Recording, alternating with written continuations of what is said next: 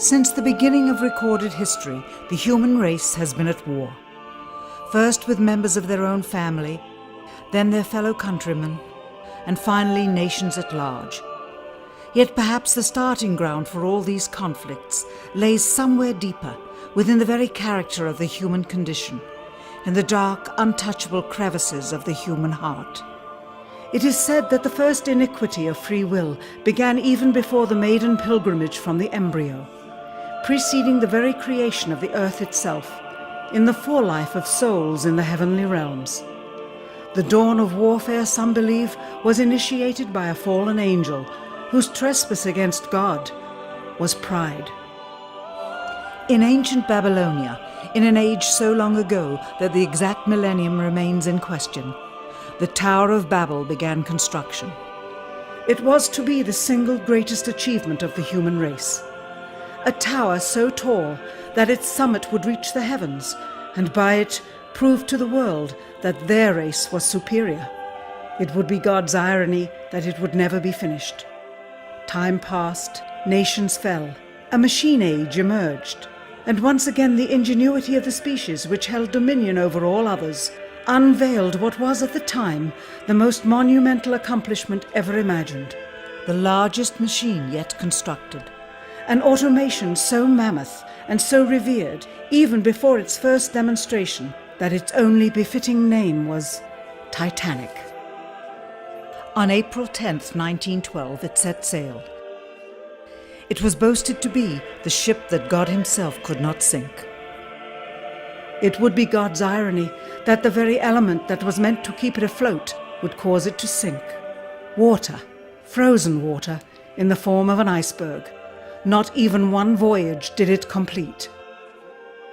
And then the next age embarked into the annals of human history, perhaps the last age, the space age. Competition for victor was unparalleled. Powerful nations spent billions in unabashed rivalry to outdo the other.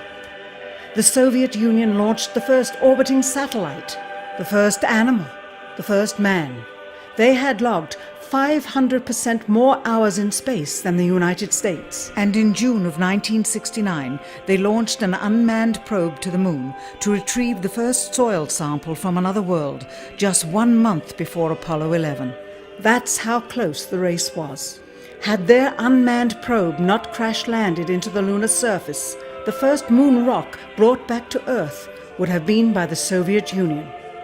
Richard Nixon, president at the time, had this to say about the latest work of the human hand. It is the greatest week since creation, the greatest event since the laying of the foundation of the seas, since the origin of the universe itself, since the design and formation of the delicate human eye through which all these things are perceived, was a flying machine with its 2 passengers landing on its closest celestial neighbor and returning from where it came. Perhaps again, God's irony lies somewhere within this great boast of humankind. The building of the tallest tower for the sole purpose of standing out among the races was never finished.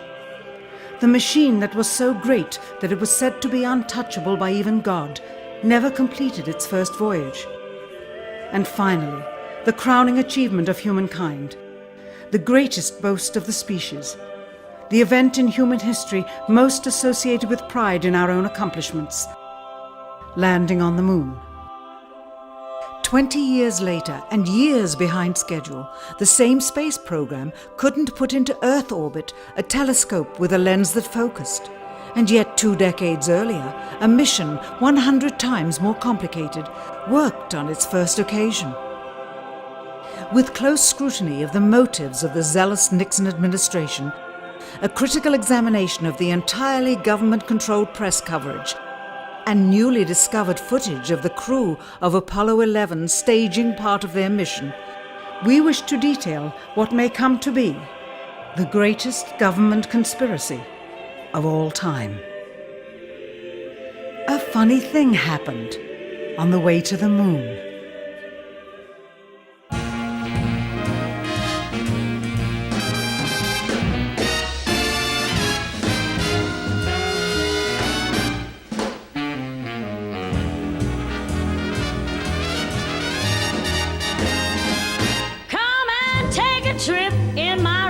ship. We'll have a lovely afternoon, kiss the world goodbye, and away we'll fly. Destination moon. We'll travel fast as a light till we're out of sight. The earth will be like a toy balloon. What a thrill you'll get riding on my jet. A destination moon. We'll go up, up, up, up. Straight to the moon we two. High in the starry blue. I'll be out of this world with you. So away we'll steal in my space mobile, a supersonic, a honeymoon. Leave your cares below, pull the switch, let's go. A destination moon.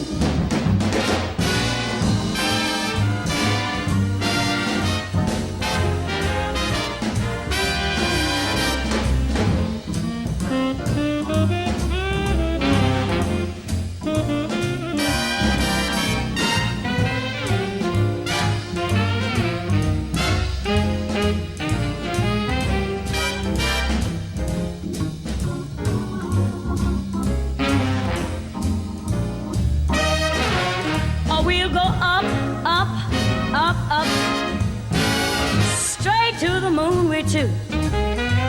We'll be high in the starry blue. I'll be out of this world with you. So away we'll steal in my jet mobile, a supersonic, a honeymoon. Leave your cares below, pull that switch, let's go. Destination. We're flying high up in the sky. Destination moon.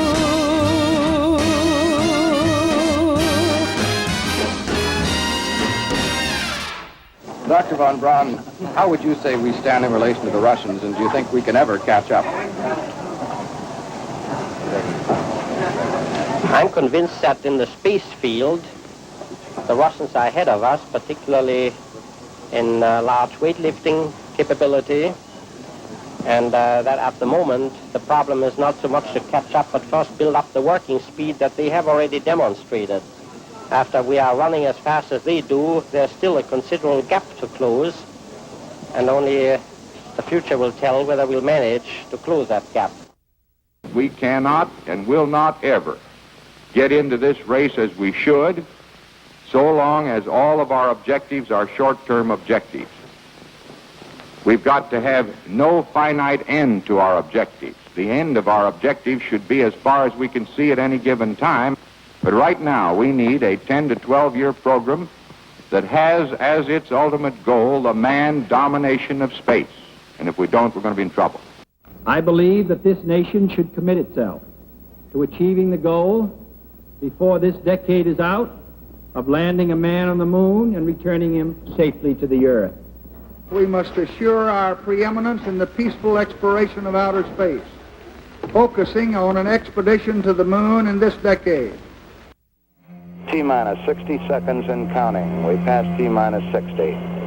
55 seconds and counting. Neil Armstrong reported back when he received the good wishes. Thank you very much. We know it will be a good flight. Good luck and Godspeed.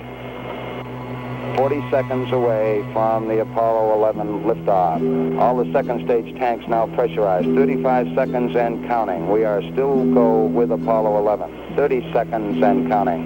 Astronauts report it feels good. T-minus 25 seconds. 20 seconds and counting. T-minus 15 seconds. Guidance is internal. 12, 11, 10, 9. Ignition sequence start. 6.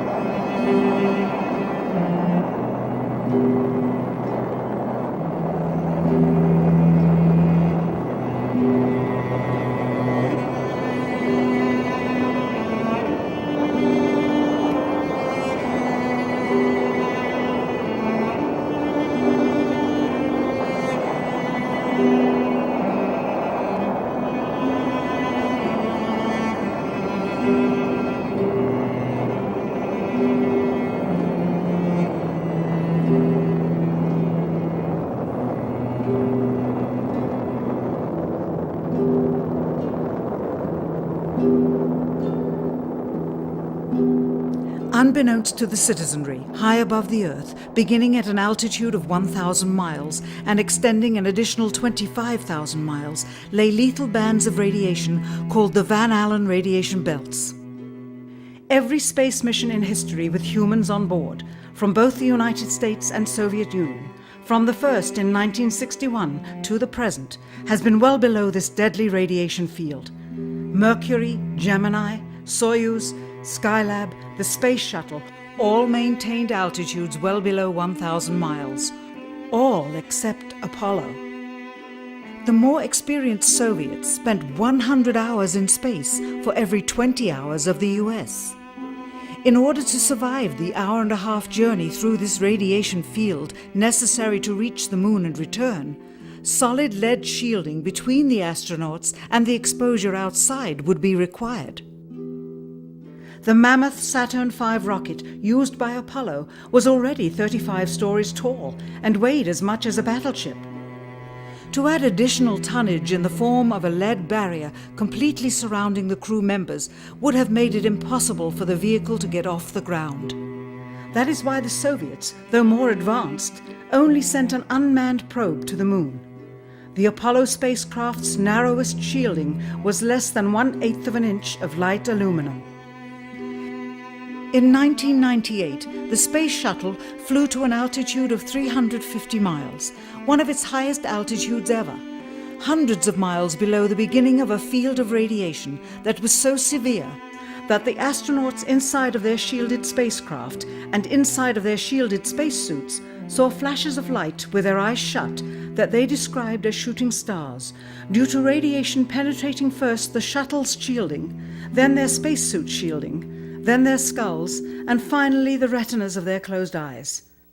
As a result, CNN issued the following report noting NASA's unpredicted surprise. The radiation belt surrounding Earth may be more dangerous for spacewalking astronauts than previously believed. Scientists say the phenomena known as the Van Allen belts can spawn killer electrons when the Earth's magnetic field changes. These electrons that are being studied could have an important effect, not only on satellites, which has happened in the past, but could also affect the astronauts by creating large doses of radiation that could influence their health.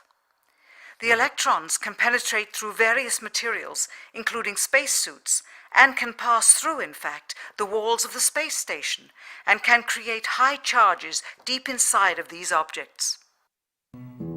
President Kennedy, a man of political, not scientific background, set the irrevocable goal of landing a man on the moon by the end of the 1960s, just days after America's first astronaut had spent a mere 16 minutes in space, not even achieving a single orbit around the Earth.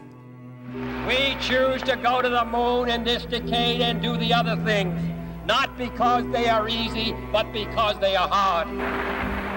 We take an additional risk by making it in full view of the world.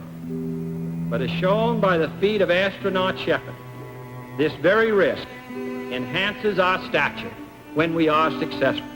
The technology necessary to launch the massive Saturn V rocket and an intercontinental ballistic missile is 95% similar. When the Soviet Union launched mankind's first satellite, Sputnik, in 1957, there was grave concern that they had mastered space ahead of the United States and might use this advantage to launch a first nuclear strike from an orbit high above North America.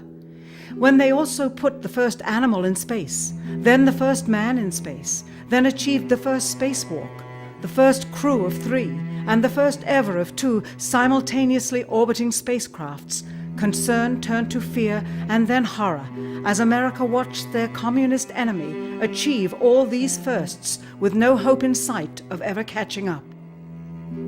President, a member of Congress said today that he was tired of seeing the United States second to Russia in the space field. I suppose he speaks for a lot of others. What is the prospect that we will catch up with Russia and perhaps surpass Russia in this field? However tired anybody may be, and no one is more tired than I am, it is a fact that it's going to take some time, and I think we have to recognize it. They secured these large boosters which have led to their being first in Sputnik and led to their first putting their man in space. We are, I hope, going to be able to carry out our efforts with due regard to the problem of the life of the man involved this year. But we are behind. If it was impossible to better the Soviets in the space race, which was really a race of technological armaments, what could be done? How could America offset the threat of superior weaponry? Throughout the history of rivalry and war, astute generals of lesser armies than their counterparts have used deceit and misinformation as a method to achieve victory. In World War II, for example, columns of inflatable tanks were placed at locations afar from Normandy to draw German forces away from the real location of invasion. The Star Wars missile defense program rigged tests to make it seem more advanced than it really was. That's the conclusion of the General Accounting Office. The aim was to fool the Soviet Union about US military readiness during the Cold War.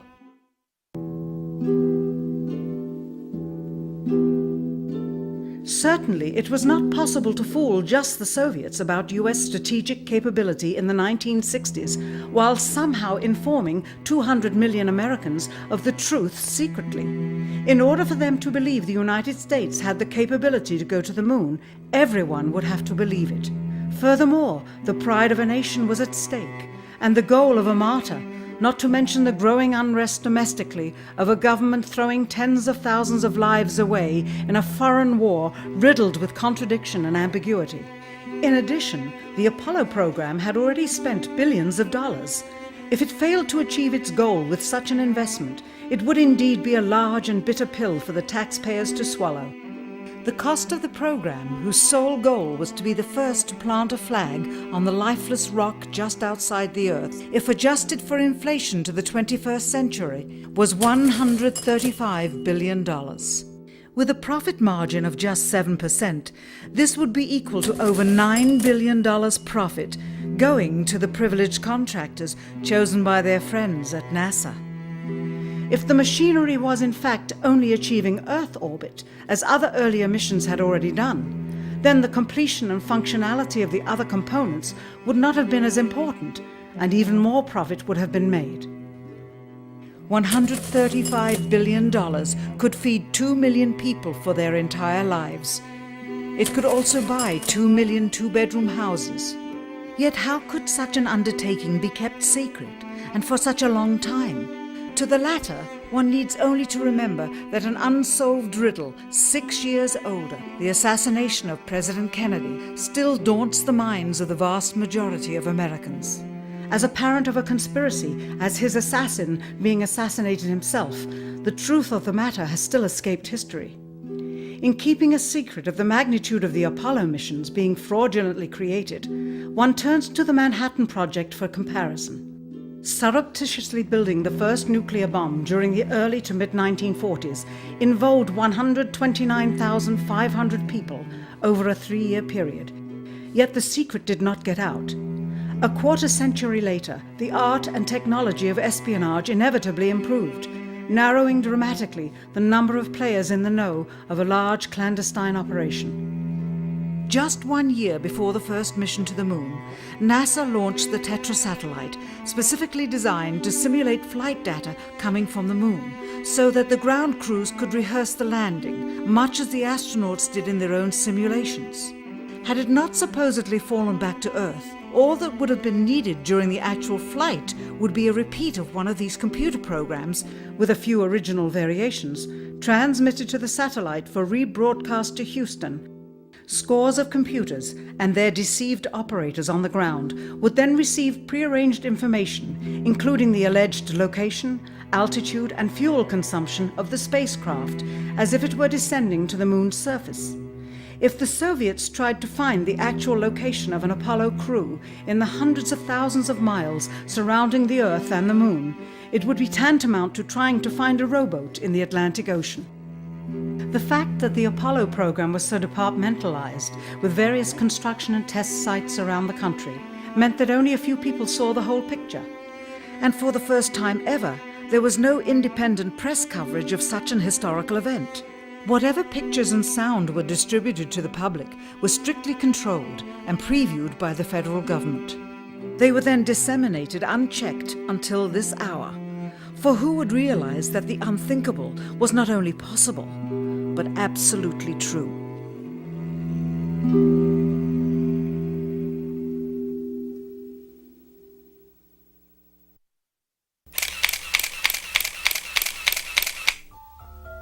And what of the photographs? What do they tell us?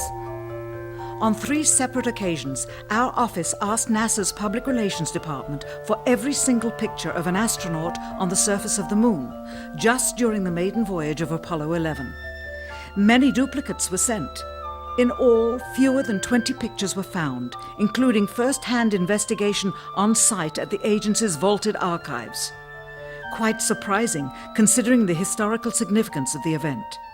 These very photographs are the same ones circulated year after year on anniversary commemorations. It is estimated that in just the first 60 minutes on the Moon, motivated by the tenuous nature of the circumstances, many more exposures could have been expediently taken. Also surprising is the scarcity of photographs of the mission's chief pioneer, Neil Armstrong.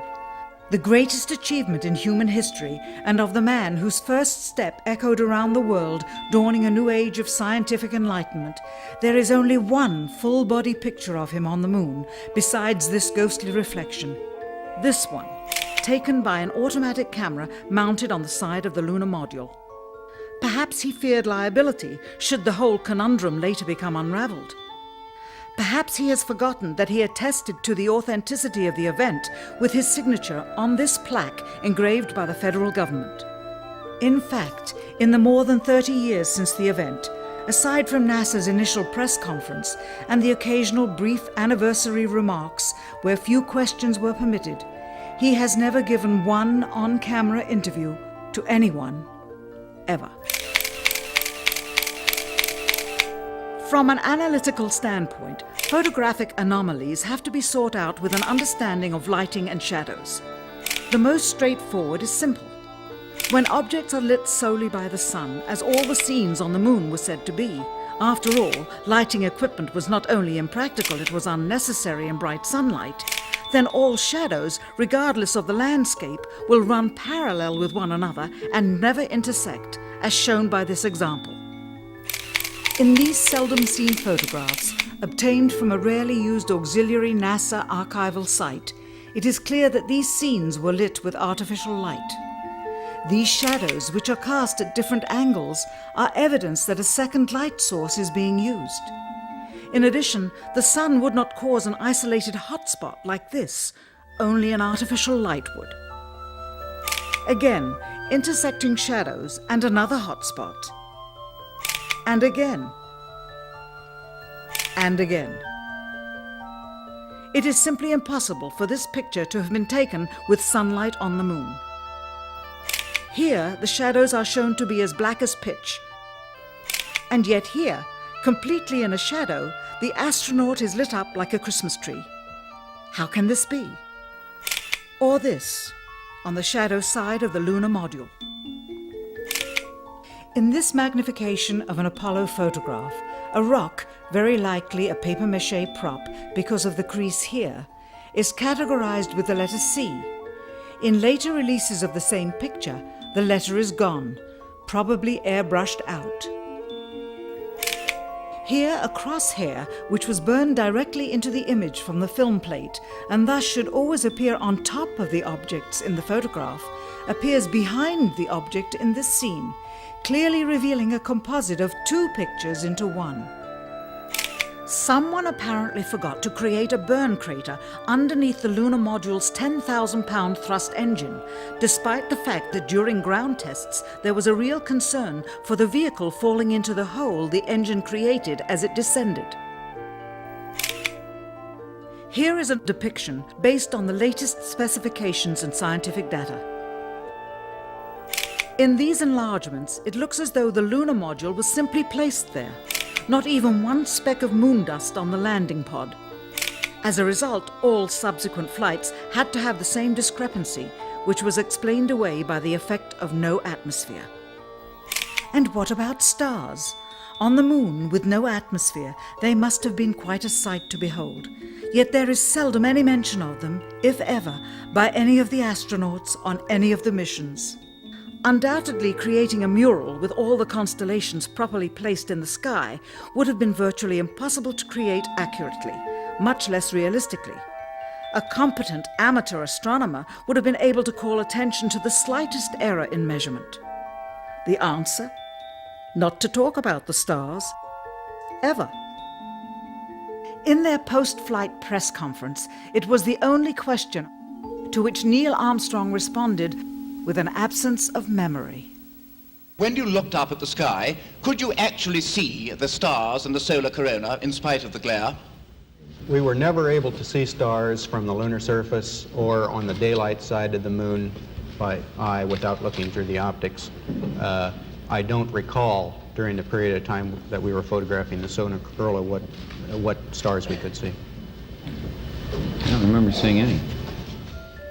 Years later, though, Michael Collins would remember seeing the elusive stars and wrote about them in Expeditions to the Moon. It seems his memory improved the older he got. Why don't stars appear in any of the photographs?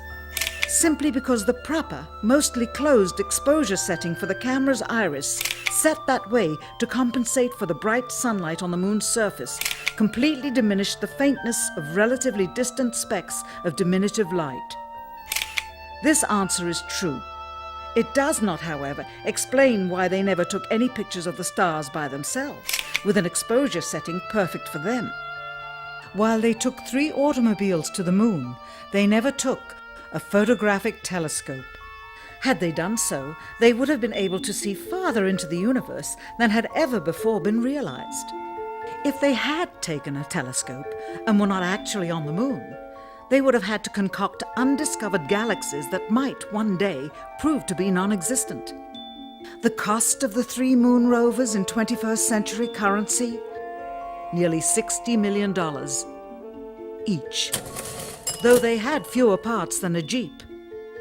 Where was all this money going? Then there's the flag, blowing in the wind, at least twice, on the atmosphereless moon. We can only guess that most of the missions were staged inside for fear of possible aerial or satellite reconnaissance from an unfriendly nation. The backpacks, designed for 1/6 gravity, must have had the cooling systems removed to allow for movement without falling over.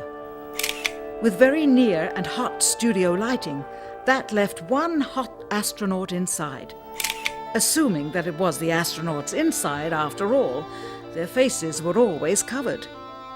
The necessary mammoth amounts of air conditioning were probably responsible for the air current. Here the editor cuts to a still shot of the flag, just as the effect becomes noticeable. Here it is unchecked. This rare clip, attained decades ago, was never re-released with the inevitable increase in experience and scrutiny. To demonstrate 1/6 gravity, a bouncy, floaty feel to the astronauts' movements would be similarly achieved with relative simplicity. Slow motion. You are viewing the scenes as they aired more than 30 years ago. Now let's look at them with the speed doubled. It becomes discernible that they are, in fact, in Earth's gravity, and are no more leaving the ground than they would on Earth. It is clear from these rarely seen color television pictures that the crew of Apollo 11 brought a high-resolution color video camera with them on their mission, yet the only pictures broadcast live from the moon's surface were these from a low-definition black and white camera. In fact, the networks complained because in addition to this, they were forced to shoot the images, second generation, off of a projection TV of the technology of 30 years ago, and were not even allowed to take a direct feed, which further degraded the quality and clarity of the images. Perhaps this was precisely what NASA and the federal government had in mind. After all, it was a first, regardless of where they were. Better to open up their debut mission with fuzzy pictures and numerous blackouts, rather than show too much revealing detail of a false scene that was yet unproven. And finally, the element that seals their fate. Of all the footage of Apollo 11 requested from NASA over a 5-year period, one gem was discovered just before the completion of this documentary. An old reel received by mistake. It contains the raw or unedited footage of the crew of Apollo 11, Michael Collins, Edwin Aldrin Jr. and Neil Armstrong, staging part of their mission for nearly an hour in living color, with exceptionally clear behind-the-scenes audio of conversations discussing the techniques used to achieve a disingenuous picture depicting the Earth at a distance, in order to falsely demonstrate their far journey from it and their ability to survive passing through the Van Allen radiation belts. It cannot be misconstrued that this staging was done for some other reason prior to the mission, for the reel itself is slated and dated July 18th, 19th and 20th, 1969, the very days of the mission when they were said to be approaching and achieving lunar orbit. Furthermore, it is apparent they are in genuine zero gravity aboard the actual spacecraft, necessary to convince the mass media of their authenticity, just not any further than Earth orbit, as you will see.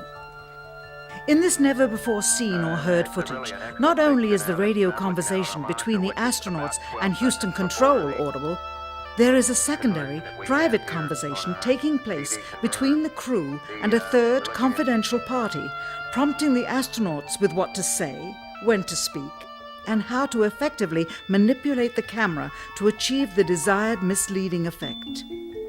NASA claims that the Houston transmissions were the only ones taking place with the astronauts. Listen now as Houston Control initiates a conversation with the crew, only to find them too preoccupied with the behind-the-scenes trickery to respond. Moments pass and the oversight is picked up on by the clandestine third party, who quickly prompts them with, "Talk." Immediately, Neil Armstrong speaks. Hello, Apollo 11. Houston, Goldstone says that the TV looks great. Over.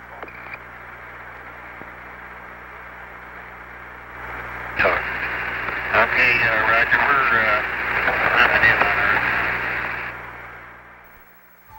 Again, the illusion they are attempting to create is the Earth at a distance to demonstrate their far journey from it and their ability to survive passing through the Van Allen radiation belts.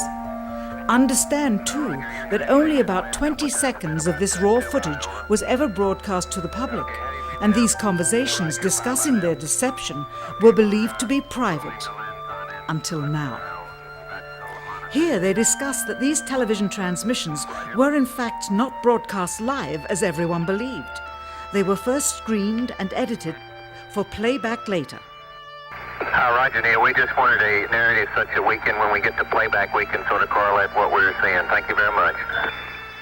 Here they discuss the fact that they have turned out the lights and have blocked out sunlight from entering the spacecraft through the other windows, as to not cause any reflected light to fall onto the spacecraft's wall in the foreground. Okay, very good. Well, we shut out the sun coming in some of the other windows into the spacecraft, so it's looking through the number one window, and there isn't any reflected light. The reason this was done is so that the truth of the matter would not be revealed. It is this. Though the federal government would have you believe that this is a view of Earth from a distance out of the spacecraft's window as it nears the moon, it is not. What they have ingeniously done is placed the camera at the back of the spacecraft and centered the lens on a circular window in the foreground, outside of which it is completely filled with the Earth in low orbit. The circumference of the window then appears to be the diameter of the Earth at a distance, with the darkened walls of the spacecraft appearing to be the blackness of space around it. That is why they wanted the interior dark and blocked out the sun from entering through the other windows. Here you can see the extruded window, probably 2 inches thick at the bottom. This is because the Earth's shine is coming in at a downward angle. It also causes the Earth to appear to be an irregularly shaped circle, for you are seeing the outside of the window at the bottom and the inside of the window at the top, which together form 2 different sized halves of a circle. Subsequently, this take was never used. As they perfected the shot, a crescent-shaped piece of black material was inset slightly into the window to create the illusion of the Earth's terminator line dividing night and day. It is uncannily convincing. During this segment, intended to be edited and played back later for the worldwide television audience, dated July 18, 1969, Neil Armstrong condemns himself as he states that he is 130,000 miles out, or halfway to the moon, as the NASA flight log also states on this date, when he is in reality in low Earth orbit of a few hundred miles. Roger, Houston, Apollo 11. Calling in from about 130,000 miles out.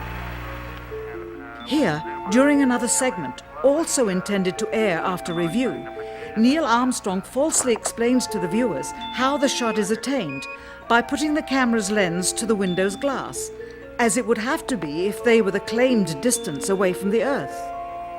We only have one window that has a view of the Earth, and it's filled up with a TV camera. If the window was completely filled up with a TV camera, as he stated, then an astronaut's arm would not be able to get between the camera and the window, as it obviously does here in this outtake. South America becomes invisible just off beyond the Terminator or inside the shadow. You can also notice how the astronaut operating the camera reacted to the mistake by attempting to pan away from it. Blue cast, see white bands of major cloud formations across the Earth.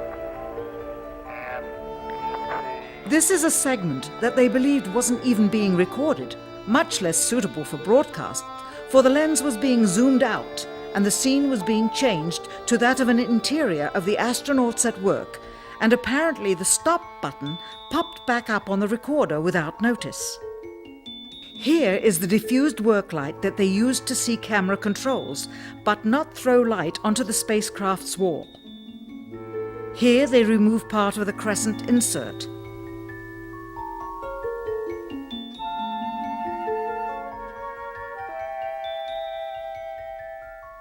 Finally, the iris is opened up and you can see the real location of the camera and the very bright and near Earth out the window.